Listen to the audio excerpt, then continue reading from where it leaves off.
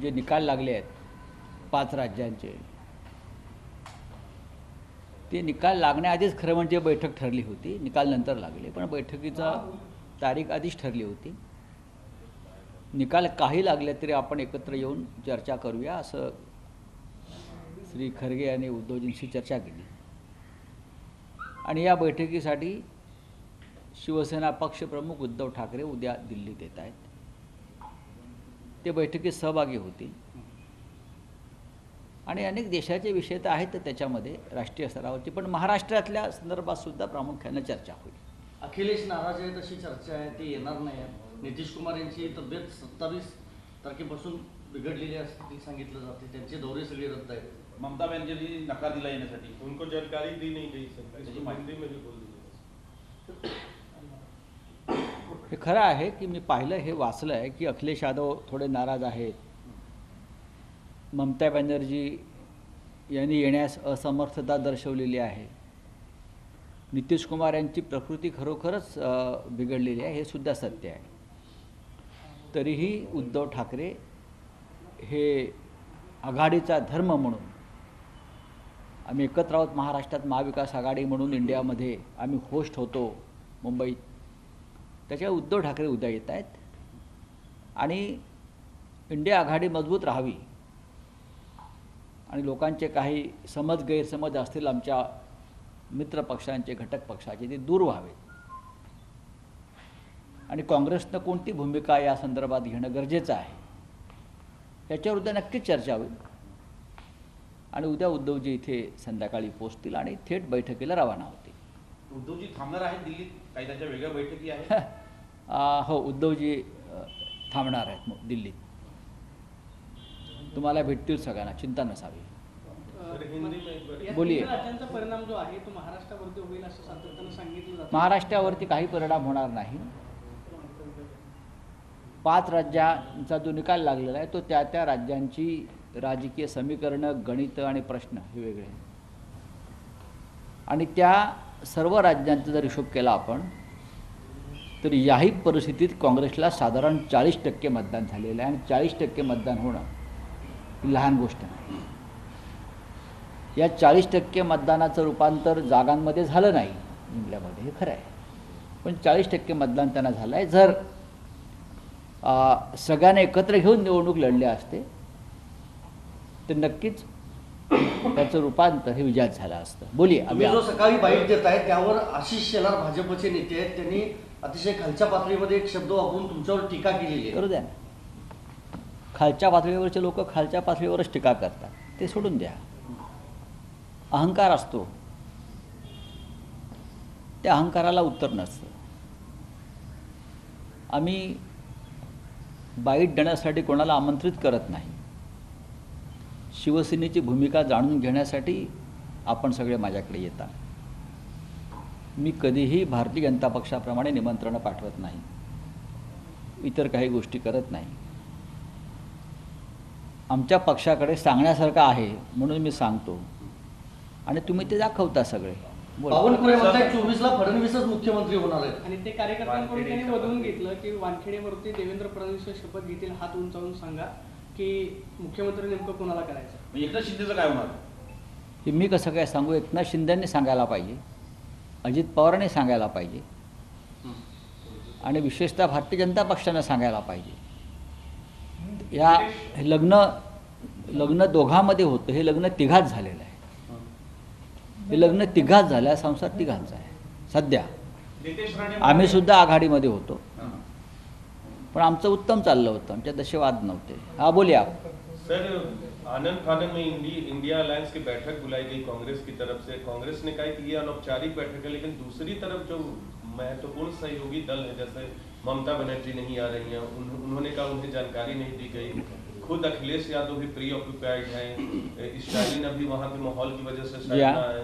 तो ऐसे में आपको लगता है कि आनंद फानन में ये बैठक बुलाई गई और दबाव है कांग्रेस पे कहीं ना कहीं? देखिए, आनंद फानन में यह बैठक नहीं बुलाई गई है इंडिया गठबंधन की. आनंद फानन की बात नहीं है. चुनाव नतीजे आने से पहले ही इस बैठक का आयोजन किया था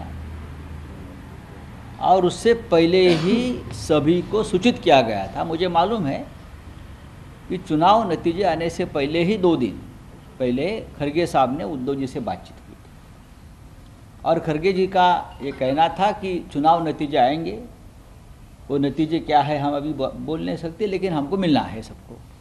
तो आनंद फानंद की बात मैं ये मानने को तैयार नहीं हूँ।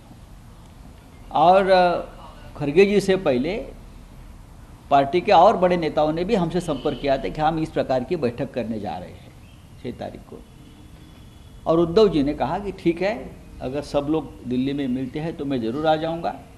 और उद्धव जी कल यहाँ दिल्ली पहुँचेंगे और बैठक में शामिल होंगे। नितेश राणे म्हणाले की उद्धव ठाकरेंनी आपल्या दोन्ही मुलांच्या डोक्यावर हात ठेवून शपथेवर म्हणावं की हाँ, और क्या है? हिंदी और क्या है? ठीक है सर, उद्धव जी और अलग से ले नहीं, ठीक आहे, ओके। सर एक क्वेश्चन, मुंबईमध्ये शिवसेना जी आहे ती भाजपमुळे वाढली असं भाजप नेते सातत्याने वारंवार सांगतायत। 25 वर्ष आमच्या हाताला धरूनच शिवसेना मुंबईमध्ये वाढली।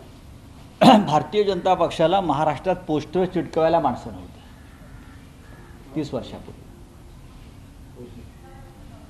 भारतीय जनता पक्षाच्या जय म्हणाला 2 टाळकी नव्हती गावात। अशा वेळेला भारतीय जनता पक्षाला खांद्यावर घेऊन गावागावात शिवसैनिक फिरले। भारतीय जनता पक्षाला शिवसेनेनं वाढवलं हे सांगायला कोणा पंडितांची गरज नाही। अख्ख्या देशात तुम्ही कोणाला विचारा, महाराष्ट्रात जो भारतीय जनता पक्ष हा कोणामुळे आणि कसा वाढला आणि फोफावला, तरारला, सुजला आणि फुगला हे अख्खा महाराष्ट्र आणि देश जाणतो। आता त्यांना वाटत असेल की आमच्यामुळे आम्ही वाढलो, तर आमच्या त्यांना एक कायम आव्हान आहे, मुंबई महानगरपालिकेच्या निवडणुका घेऊन दाखवा। मुंबई महानगरपालिकेसह 14 महानगरपालिकेच्या निवडणुकीपासून आपण का पळ काढताय याचं उत्तर द्या। तुमच्यात जर दम असेल तर तुम्ही आत्ता निवडणुका जाहीर करा, बाकी विधानसभा लोकसभा आम्ही नंतर पाहू। मग कोण कोणामुळे वाढलं, कसं वाढलं याचा हिशोब जनता करेल। आपण कोण होतात, काय झालात आणि कोणामुळे झाला याचं भान त्यांनी ठेवलं पाहिजे। आणि हिंदू संस्कृतीमध्ये हिंदुत्ववादी आहेत ना, कृतज्ञता या शब्दाला फार महत्त्व। हिंदुत्व जर ते मानत असतील खरोखर, ढोंगी हिंदुत्व नाही, तर उपकाराची जाण आणि कृतज्ञता या 2 शब्दांचा अर्थ त्यांनी समजून घ्यावा। आणि बाळासाहेब ठाकरेंनी प्रत्येक वेळेला भारतीय जनता पक्षासाठी मनाचा मोठेपणा, दिलदारपणा दाखवून जो त्याग केलेला आहे त्याचं स्मरण या नव्या पिढीने करावं। माहीत नसेल तर आम्ही त्यांना सांगू। आज गोपीनाथराव मुंडे नाही आहेत, अडवाणी जे एका बाजूला आहेत, या सगळ्यांशी जरी चर्चा केली, जे हयात आहेत जुने, तरीसुद्धा कोण कोणामुळे वाढलं याचं पुरावे तुम्हाला तुमचेच लोक देतील। इतकंच नव्हे, नरेंद्र मोदी यांना मुख्यमंत्री पदावरून गुजरातच्या हटवण्यासाठी जो निर्णय अटल बिहारी वाजपेयी प्रधानमंत्री यांनी राजधर्माचं पालन करण्यासाठी घेतला होता, तेव्हाही हिंदू हृदय सम्राट बाळासाहेब ठाकरे यांनी अटलजींना आणि अडवाणींना सांगितलं की गुजरातच्या मुख्यमंत्रीपदावरून मोदींना आता हटवलं तर गुजराती हातात जाईल आणि हिंदुत्वाचं नुकसान होईल। आणि त्यानंतर भारतीय जनता पक्षाला तो निर्णय मागे घ्यावा लागला। आणि आज तेच मोदी दिल्लीमध्ये आहेत आणि त्याच मोदींच्या जोरावर हे महाराष्ट्रातले ओंडके सोंडके जे आहेत ते शिवसेनेला डोळे वटारून दाखवत आहेत। 2024ला हे नसेल। चला,